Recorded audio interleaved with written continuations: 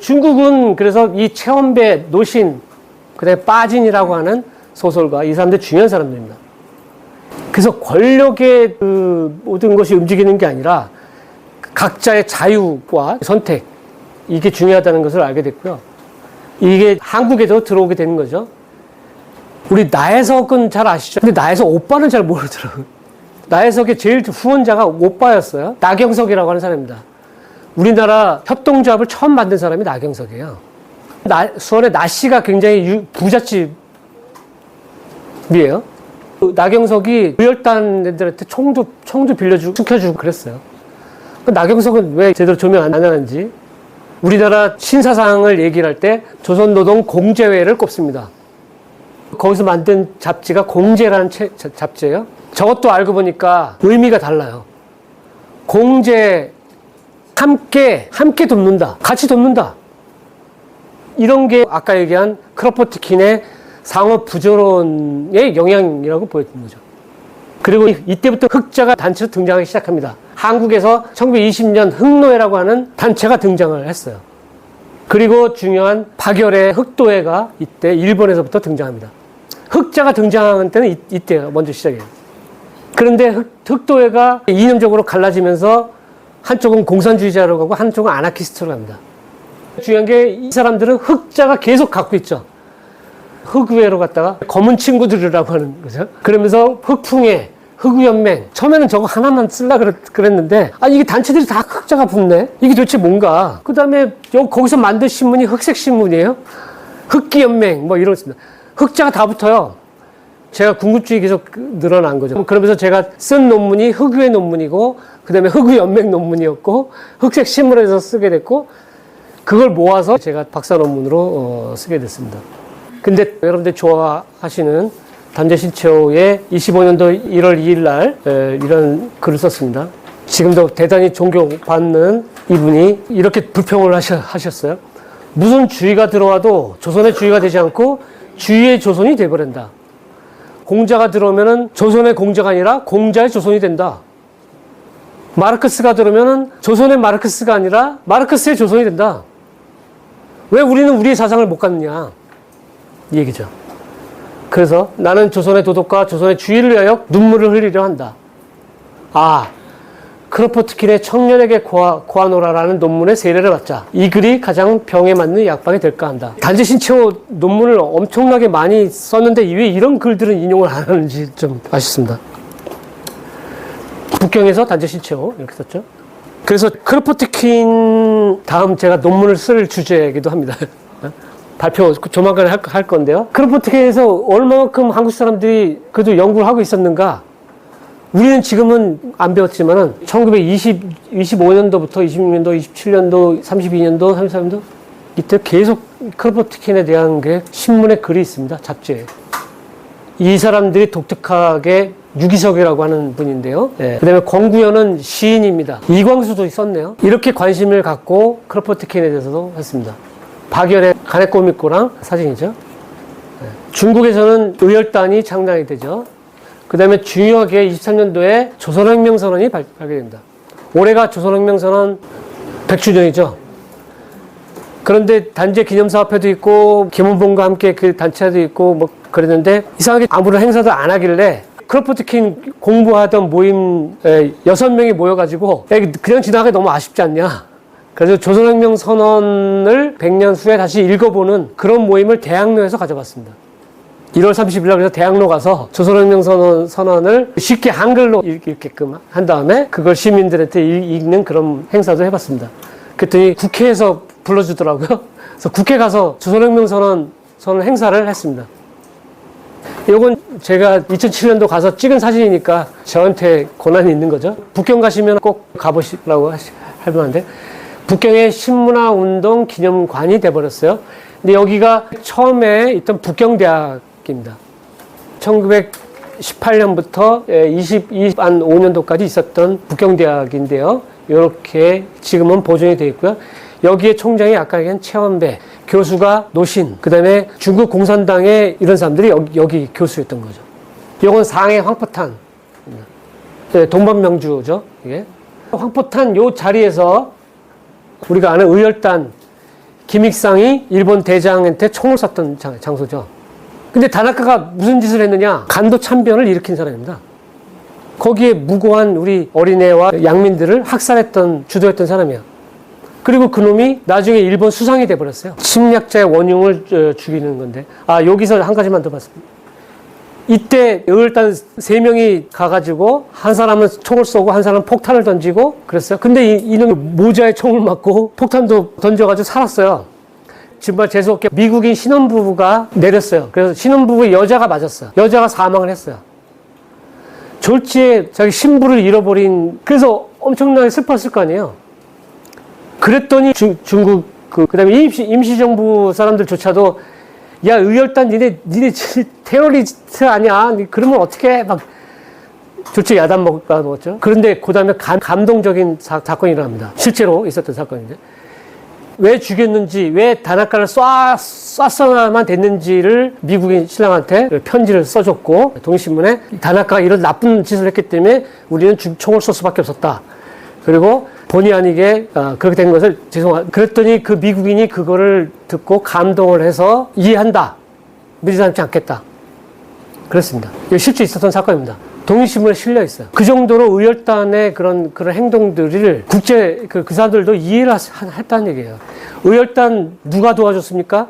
폭탄 만드는데 누가 도와줬냐면은 저 아일랜드 사람이 도와줬고요. 마자르라고 하는 헝가리 사람이 폭탄 만드는데 도와줬습니다.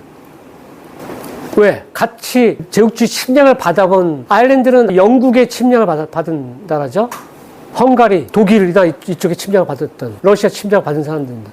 서로 그 아픔을 알기에 서로 도와주는 거죠.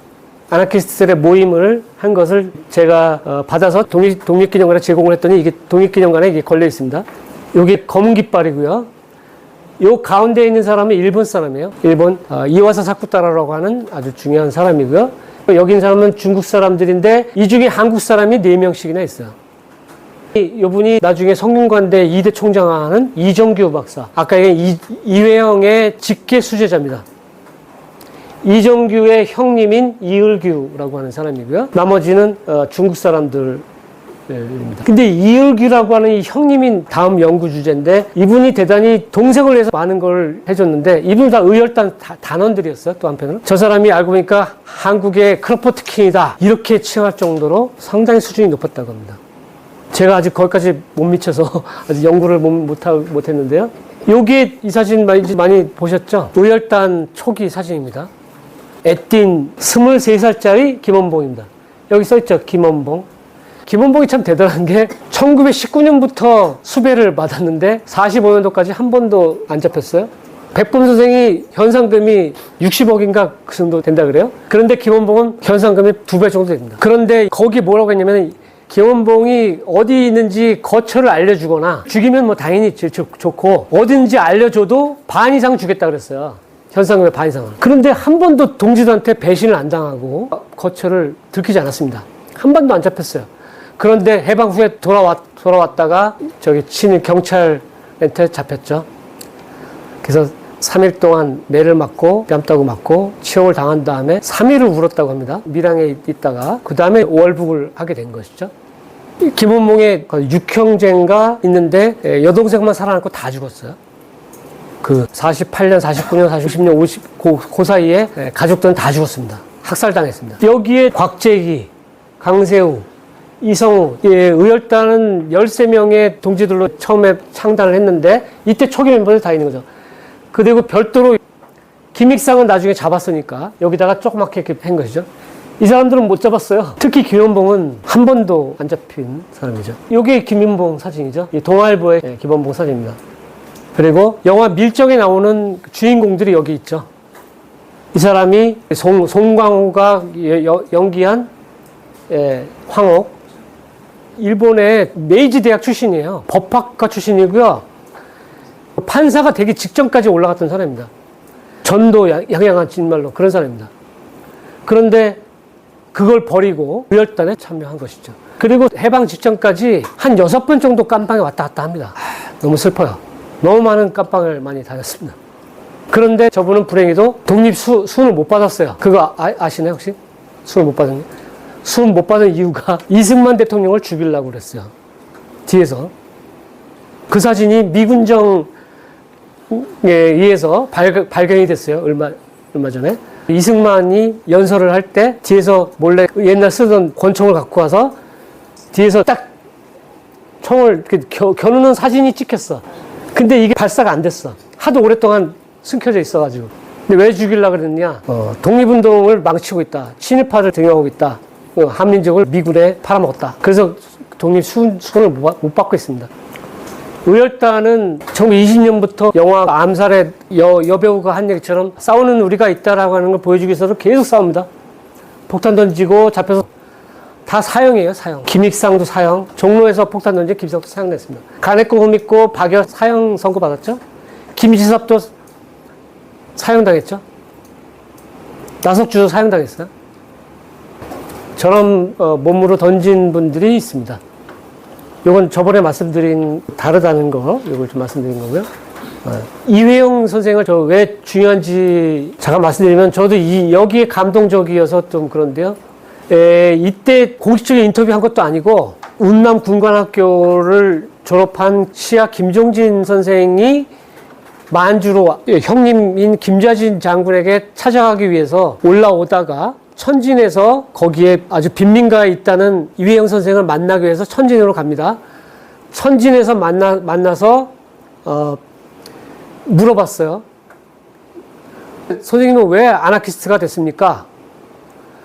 그리고 어떤 나라를 만들려고 그럽니까? 여러 가지 질문을 막 던졌어요. 그걸 옆에서 받아 적었던 이을규가 남긴 기록입니다. 이때 엄청나게 김다라 사건 때문에 수배당하고 굉장히 어려울 때 자기 막내 딸을 타가서에 보냈을 수밖에 없었어요. 그렇게 밥도 하루에 한 끼 먹는 그런 어려운 환경 속에 있는데 젊은 제자가 와서 물어보니까 여러 답을 해주는데 너무 저도 그때 감동적이었습니다. 앞으로 사회는 어떻게 했으면 좋겠습니까? 자유와 평등의 사회 원리에 따라서 국가와 민족 간의 민족 자결 원칙을 지켜야 된다. 정치 구조는 지방분권적인 지방자치제로 나가야 된다. 그래서 자치단체들의 연합으로 중앙정치를 해야 된다. 그러면서 들은 예가 미국 연방제를 들어요. 스위스 연방제를 사례로 듭니다. 이분이 생각하는 나라는 지방들이 다 자치제를 하면서 자치된 연합들이 미국도 52개 자치주가 있잖아요. 자치주가 연합을 하면서 연방정부를 만든다. 중앙정부를 만든다. 연방정부는 외교권과 군사권만 갖고 있고 나머지는 다 자치가 다 알아서 한다는 이런 사회를 꿈꿨던 거죠. 게다가 또 감동적인 거, 교육은 사회 전체 비용으로 부담해야 된다. 대학까지 무료로 해야 된다. 그때 젊은 대학생들이 박수를 치죠. 맞아요. 등록금 너무 비싼데. 유럽 학생한테 저도 한 방 먹은 게 내가 대학에서 배운 걸 갖고서 사회에다 환원을 하면 되지. 등록금을 왜 내야 됩니까? 유럽 애들이요. 실제로 물어보니까 등록금 거의 안 내고요. 오히려 생활비를 보조받습니다. 우리는 한 학기에 500만 원, 600만 원 그만 넘어가고 저도 허리가 휘는데 그런데 이런 거를 꿈꿨던 분들이에요. 아니 그 쫓기고 그 배고픈 상황에서 이런 사회를 교육은 사회 전체 비용으로 분담한다. 이 얘기가 아까 크로포트킨의 얘기랑 통하죠. 네. 이것도 갖다 보니까 이게 이렇게 만들어졌더라고요. 이회영이 가장 신뢰하고 좋아했던 사람이 바로 유자명인데요. 유자명은 남한에서도 동일 유공자예요. 북한에서도 동일 유공자입니다. 게다가 중국에서도 독립 유공자예요. 삼국이 다 존경받는 분입니다. 그리고 이거는 제가 찍은 건데 저기 그 장사에 가면은 농업대학에 3개의 동상이 있는데 그 중에 하나입니다. 그러면서 이분을 뭐라고 썼냐? 여기 한적 국제우인이라고 썼죠. 한적, 한국에 적을 두고 있는 국제우인이다. 갔다가 저도 큰 감동을 받았는데 중국의 호남 농업대학에서 그 교수로 있었을 때 그때 문화대혁명이 또 일어났다는 거죠. 저분이 의열단의 참모장을 지낸 사람입니다. 문화대혁명 때 공자 비도 부서질 정도고 그런데 연구 방에다가 학생들이 뭐라고 썼냐면 국제우인방 뭐라고 노트치가 뭐라고 했대요. 저렇게 존경을 받아서 저분은 문화대혁명 때 큰 피해를 안 받으셨다고 하더라고요. 제자들이 중국에서 제일 많대요. 왜냐면 초기 해방된 다음에 농업의 생산에 집중을 해가지고 거기서 옥수수, 쌀, 그리고 특히 포도 농장을 굉장히 연구를 하고 개발하신 분입니다. 단재신처의 천고, 하늘북소리. 이 사람들이 만든 1928년도 잡지입니다. 빼앗긴 빵을 되찾자. 여기 무시무시한 말이 나오죠. 여기 기독교 신자들 계시면 좀 하나님에게 폭탄을 던지자. 천주나 봉건주의 사상에서 벗어나자. 그리고 여기 제중 조선 무정부주의 이렇게 썼고요. 여기는 뭐라고 썼습니까? 빼앗긴 자유를 탈환하자. 만인이 다 탈환한 모든 자유. 그 말도 참 멋있어요. 아마 젊은이들이 지금도 좋아하는 표현이 자유인. 저기 각종 자본주의를 박멸하자. 되게 무서운 분들이죠. 우리는 의열단 그러면 총만 쏘고 폭탄 던지고 싸우는 사람들만 생각했잖아요. 그런데 제가 연구를 좀 하면서 느낀 건데 26년도에 광주에 거기서 대학에서 몰래 강령을 만드는데 뭐가 있냐. 봉건제를 삭제하고 민주국가를 건설하자. 소수인이 다수인을 억압하는 경제제도를 소멸시키고 평등의 경제 조직을 만들자.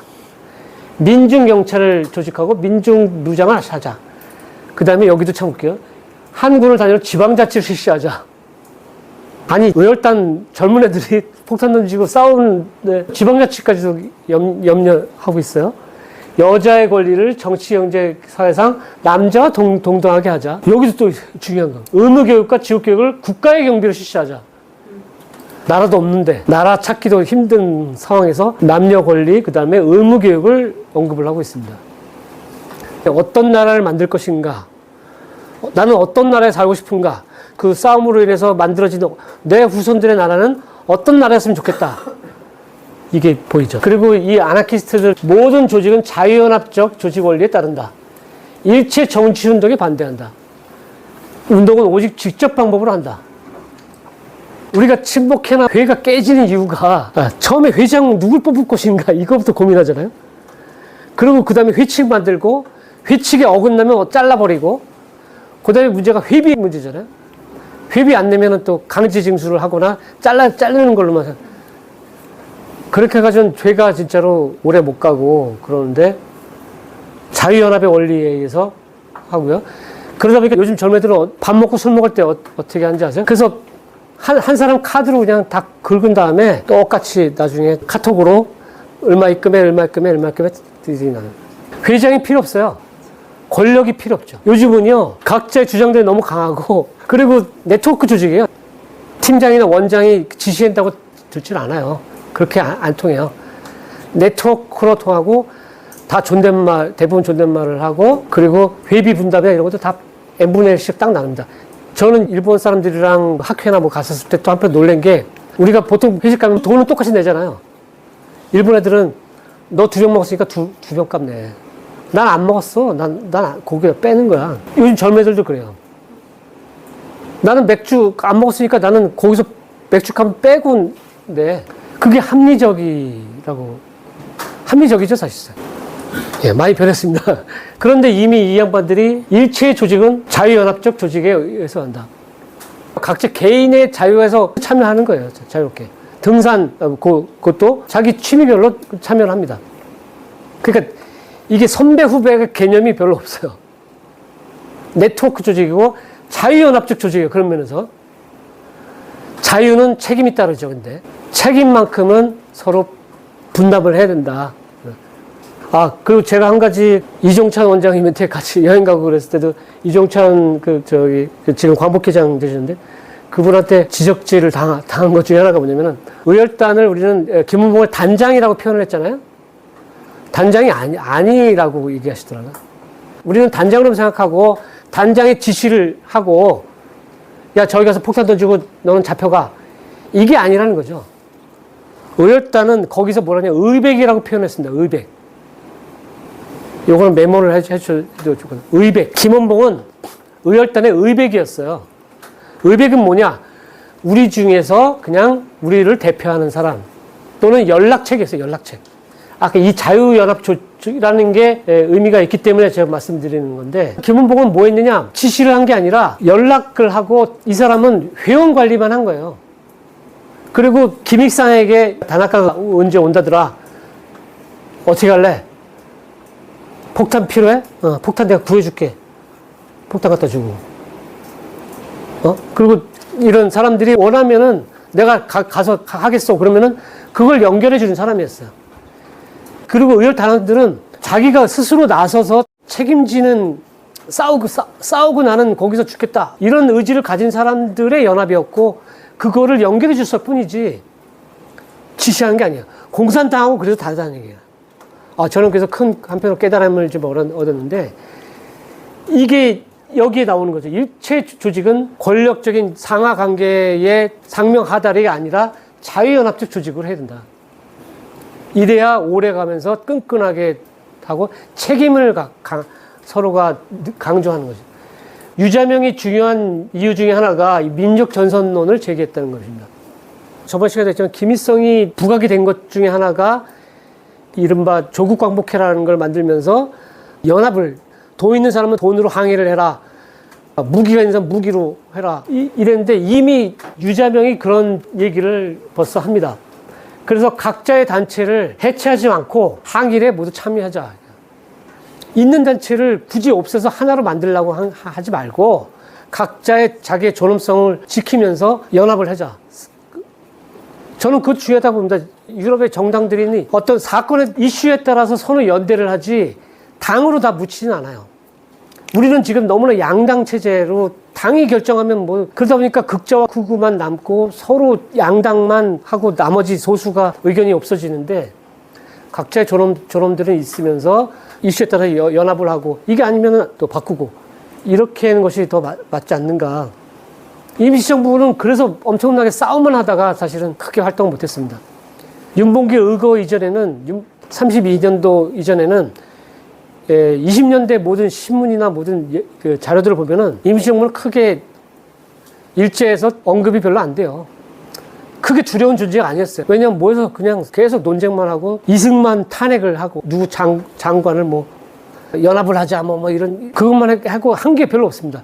그러다가 거기에 지쳐서 김구 선생이 한일 애국단을 만들어서 이봉창, 윤봉길에 의해서 폭탄이 던져지고, 그러면서 장개석이 관심을 갖게 되고 그렇게 부각이 된 것이지, 1920년대는 의열단의 시대라고 저는 생각을 하죠. 젊은이 앞서서 싸우다가 불나방처럼 진짜로 싸우다가 죽었습니다. 그래서 우리가 젊은 의열단한테 빚이 지금도 많다고 생각이 드는데, 아무튼 30년대에는 이런 단체들이 모여서 흑색포탄을 만들고요. 여기에 영향을 끼친 사람이 아까 말한 유자명이고, 그 다음에 이걸 통합한 사람이 이회영 선생이고 그렇습니다. 40년대 들어서는 임시정부의 유자명이나 유림이 장관으로 들어갔습니다. 아까 그랬잖아요. 아나키스트인데 무정부주의였으면 들어가지 말아야 되죠.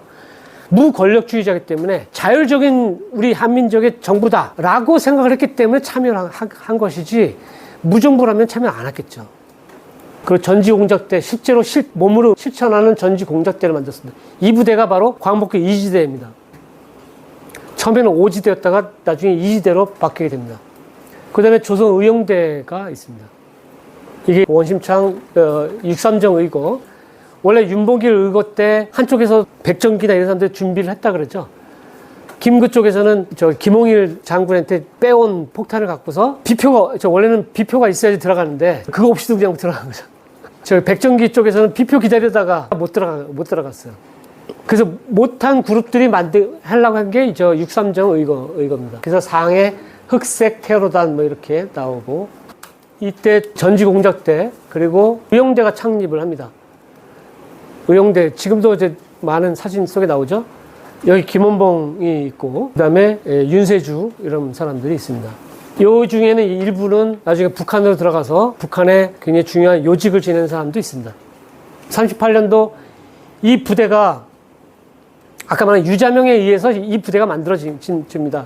나중에 조선 의용대가 의용군으로 가서 북한으로 일부가 가서 그렇지, 원래는 전혀 공산주의 단체가 아니었습니다.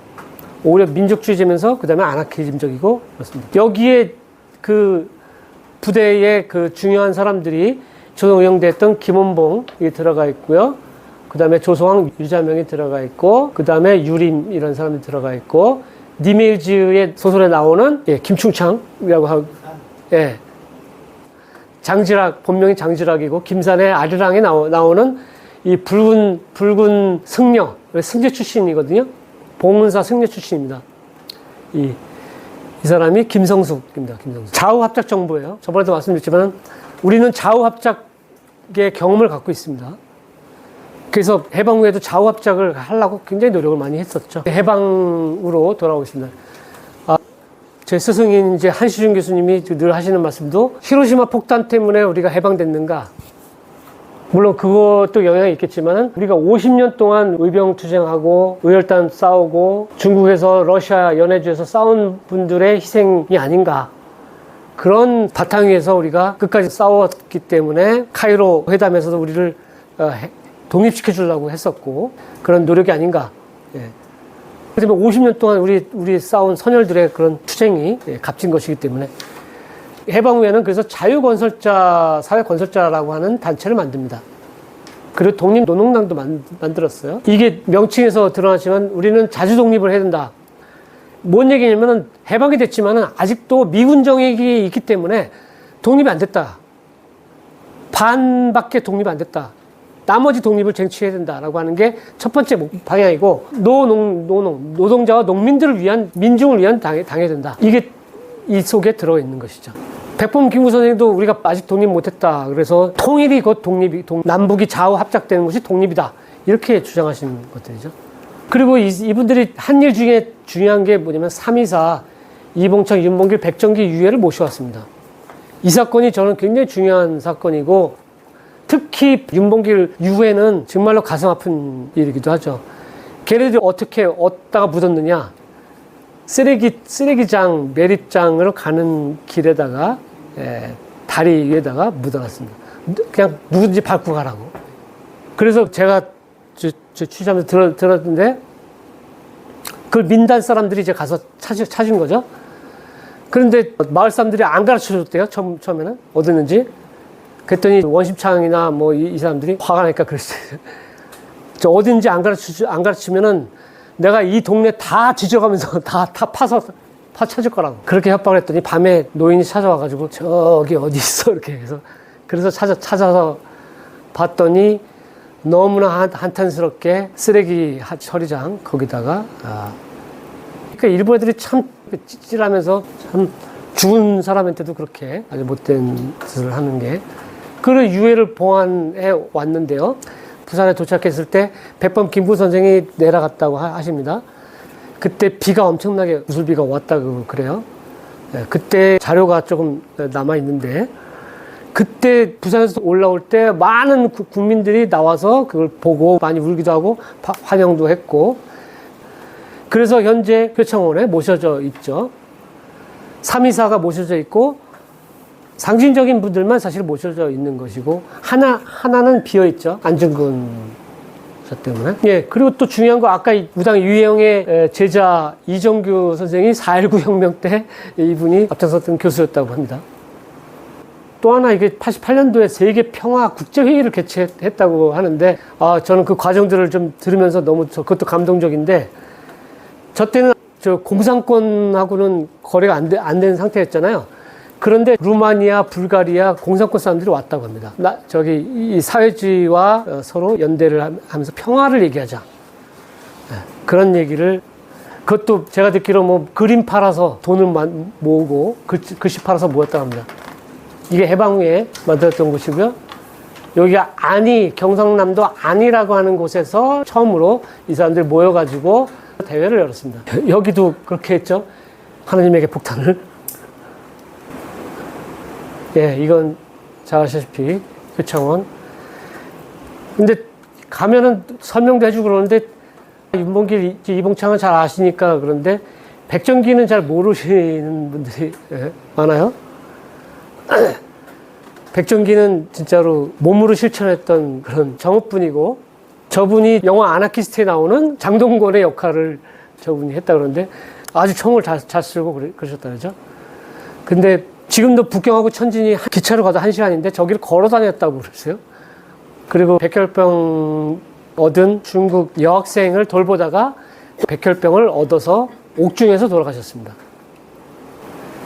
공산주의는 더 이상 공부하는 친구들이 없어요. 더 이상 미래가 없으니까 없죠. 그런데 아나키즘은 지금도 공부를 많이 합니다. 저는 그래도 희망적이라고 생각하고, 저희 무정부가 아니기 때문에, 무권력이기 때문에 자유를 지향하고 공동체를 지향하기 때문에 지금도 살아있고, 세계적으로도 많이 연구를 하는데요. 유명한 사람들이 많습니다. 미국에선 골드윈이라고 하는 사람이 나오고요.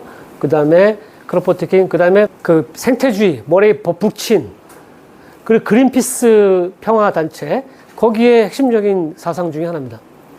엠마 골드만. 여성운동하는 사람들은 엠마 골드만은 많이 인용을 많이 해요. 이 사람이 원래 러시아 사람인데 미국에 가서 여성운동을 한 사람인데요. 가부장과 성적 차별, 이거를 주장했던 사람입니다. 지금도 여성학자들한테는 굉장히 연구가 되는 사람. 그 중에 또 가네코 후미코도 또 연구를 많이 합니다. 그래서 앞으로도 할 일이, 참 20세기에 우리 선조들은 여러 가지로 무정부주의라고 이렇게 오해를 받은 것도 참 안타깝지만은 공산주의자보다 더 벌을 더 많이 받았어요. 저는 진짜 안타까운 게 저 진은맹 사건이나 박열 사건이나 뭐 그런 사건들을 보면은 공산주의자들은 어쨌든 간에 그 치안조직법에나 이런 거 정당 이런 거 가입 못하게 했기 때문에 기껏해야 3년형을 받는데요. 무정부주의를 품었다는 이유만으로 5년형 이상 받습니다. 옥중에서 매 맞아서 더 죽은 사람이 더 많아요. 게다가 김자진도 그렇지만 공산주의자들한테 또 죽임을 많이 당합니다. 한국전쟁 때 북한군이 들어와가지고 반공 뭐 경찰이나 이런 들을 먼저 잡아서 죽였죠. 그 다음에 아나키스트를 죽였대요. 왜냐면은 사상 논쟁을 얘들하고 논쟁을 하면은 자기들 질 수 있으니까. 그래서 참 어려운 시절에 저기 우당 이영이나 신채호나 참 오해를 많이 받고 이랬지만은 이제는 조금 그런 생각을 좀 더 바꿀 수 있을 것 같고, 이제는 그거를 자유연합주의, 저희 지금 97세 살아있는 아나키스트라고 하시는 이문창이라고 하는 분 선생님이 계신데, 그분이 그렇게 정의를 해주셨어요. 아나키즘은 또 다른 우리말로 하면 어떻게 표현하느냐, 자유공동체다. 개인에게는 자유가 가장 중요하고 집단에서는 공동체가 중요하다. 개인만 강조하다 보면은 이기주의로 빠질 수가 있고, 그런데 공동체 이익을 먼저 생각하는 사람, 자유와 공동체를 같이 생각하는 사람, 이런 것을 아나키즘적 사고다 생각한다. 자유만 강조해서는 안 된다. 그래서 자유공동체라고 저도 표현을 이제 합니다.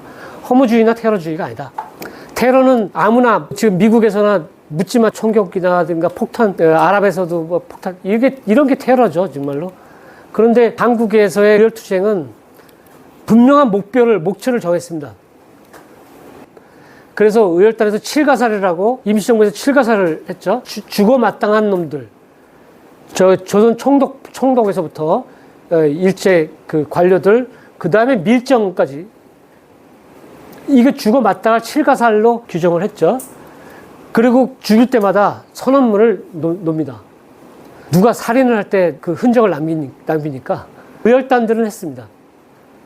죽어 마땅한 너의 죄악을 딱 써서 줬습니다. 그리고 그걸 신문에다도 발표를 했어요. 선언문을 다, 왜 우리가 폭탄을 던지고 왜 싸워야 되는지에 대해서 그걸 명확하게 밝혔습니다. 이런 게 테러와 다르다는 점. 그래서 젊은 학생들한테도 저도 질문을 그렇게 받았을 때 테러와 다른 점을 얘기하죠. 그리고 저는 발견을 한 게, 이분들의 현충원의 묘소를 가보잖아요. 특히 이강훈 선생 묘소 가보면은 거기에 뭐라고 썼냐면은, 내가 독재자 한 명을 죽임으로 해서 만인을 살리는 것이 직접 행동자의 역할이다. 히틀러 한 명을 죽여서 수백만 명을 살릴 수 있어야 되는 것이, 이것이 진짜 우리의 행동이다.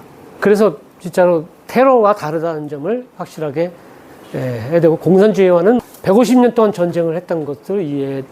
그리고 아직도 많이 못 알린 점이 있어서 좀 더 연구를 더 해야 되겠다는 생각을 하는데요. 아직도 수훈을 못 받는 사람들이 많습니다. 왜냐면 청년 때 돌아가셔가지고 후손이 없어요. 그래도 제가 몇 분 그 공적서를 올려서 몇 분은 됐는데 아직도 못 받은 분들이 굉장히 많아서 앞으로도 그분들 수훈을 받게끔 하는 일을 해보려고 합니다.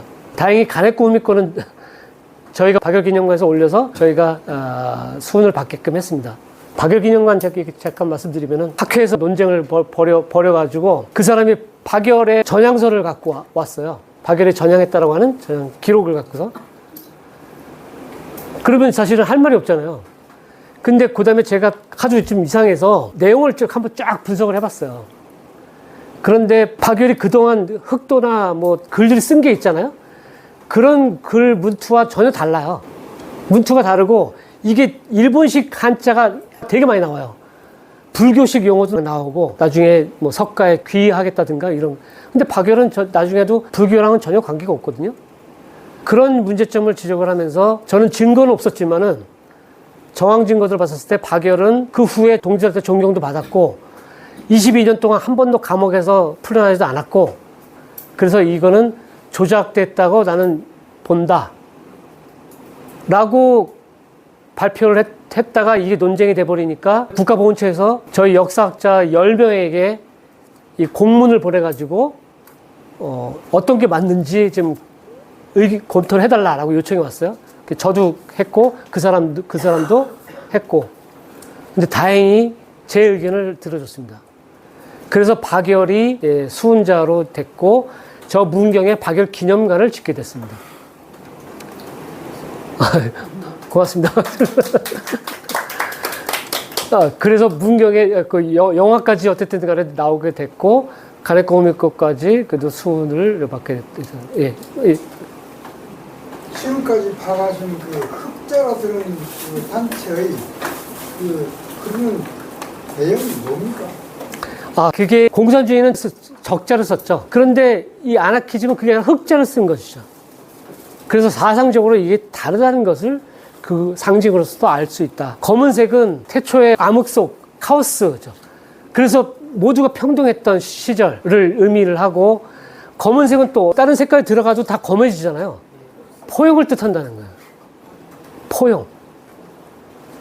제 일본 사람이 그 정리를 잘 했는데요.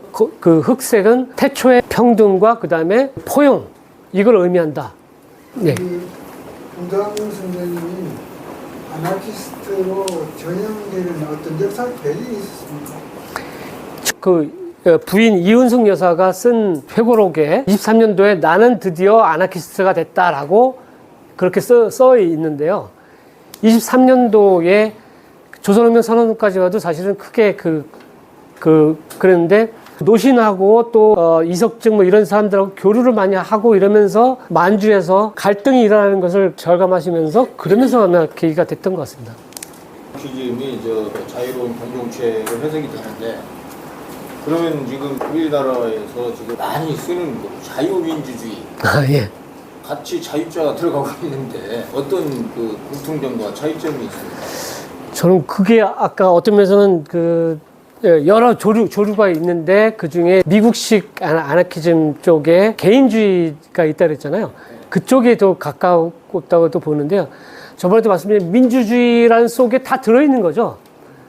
민주는 백성이 주인이라는 뜻이기 때문에 그 속엔 자유가 들어가 있는 것이고 그런데 굳이 자유와 민주주의를 같이 쓰는 거는 공산민주주의와 이거 구별하려고 자꾸 강조하기 때문에 자유와 평등의 이제 두 개의 개념인데 지금 자유라는 개념도 사회 계층에 따라 아전인수적으로 자유를 네, 맞습니다. 예, 맞습니다. 초기의 자유라는 것은 프랑스 혁명에 의해서 프랑스 민중의 자유를 그렇게 자유가 시작이 됐는데 지금의 자유는 신자유주의가 예, 맞습니다. 자본의 자유를 강조하는. 그래서 이분들의 공통점 중에 하나가 자유를 프리덤으로 해석을 안 합니다. 리버티로 해석을 합니다. 리버티. 프리덤은 해방이죠. 해방이고 나의 선택의 자유만 얘기를 하지만은 리버티는 해방이면서 경제적 자유까지 평등도 포함되는 거다. 그리고 사실 민주주의가 그 속에 다 들어있는 것인데 그래서 제가 볼 때 자유 공동체라는 표현이 저는 굉장히 좋은 것 같다고 생각합니다. 이기주의로 빠지고 방종으로 빠질 수 있는데 책임을 강조하면서 공동체를 우선 생각하는 것. 예, 공동체 이익을 먼저 생각하는 것. 예.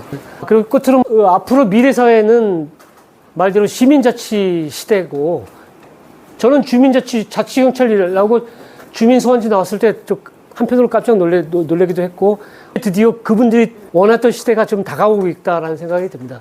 공상적 사회주의가 아니라 현실적 그런 사회, 자치 참여, 이게 풀뿌리 민주주의, 협동조합, 몬드라곤, 스페인이 이 와중에도 버티고 있는 것 중에 몬드라곤 협동조합이기 때문이라고 할 정도입니다. 그 다음에 지금 복지기금, 연금 뭐 이것도 지역 카페 쓰면은요, 성남, 용인 쓰는데 굉장히 할인도 되고 혜택이 많습니다.